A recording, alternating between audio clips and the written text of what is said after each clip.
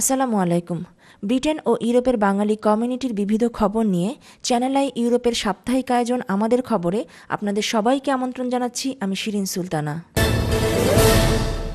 এদিকে প্যারিসের ইউনেস্কোর সদর দপ্তরে যথাযোগ্য মর্যাদায় পালিত হয়েছে স্বাধীনতার 40 বছর পূর্তি।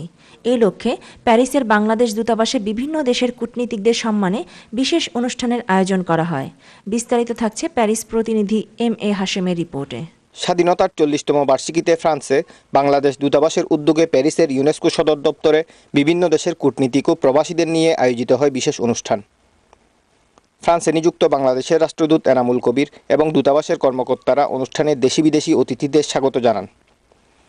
এরপর রাষ্ট্রদূত বাংলাদেশের স্বাধীনতা দিবসের তাৎপর্য তুলে ধরে বক্তব্য রাখেন। ফ্রান্সে অবস্থানরত বিভিন্ন দেশের প্রতিনিধি, প্রবাসী বাংলাদেশি, সাংবাদিক, ব্যবসায়ী, রাজনৈতিক ও কমিউনিটি নেতৃবৃন্দদের অংশগ্রহণে ব্যতিক্রমধর্মী এই আয়োজনে উপস্থিত হতে পেরে প্রবাসীরা স্বাধীনতার আনন্দ উচ্ছ্বাস প্রকাশ করেন। সেই সাথে শ্রদ্ধার সাথে স্মরণ করেন দেশের শ্রেষ্ঠ সন্তান মুক্তিযোদ্ধাদের। বিদেশি কূটনীতিক এবং ফ্রান্সের অফিসার বা বিভিন্ন সমাজের বিভিন্ন স্তরের লোক, তারা আমাদের এই আনন্দের দিনে বাংলাদেশের স্বাধীনতার 40 বছর উদযাপন উপলক্ষে আমরা একসঙ্গে আনন্দের সাথে দিন উদযাপন করতে পারছি। You see, an evening like that has the advantage of attracting people who absolutely know nothing about your wonderful country, or the country that I suspect must be wonderful.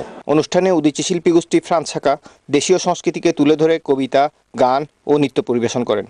MA Hashem, channel I, Paris, France.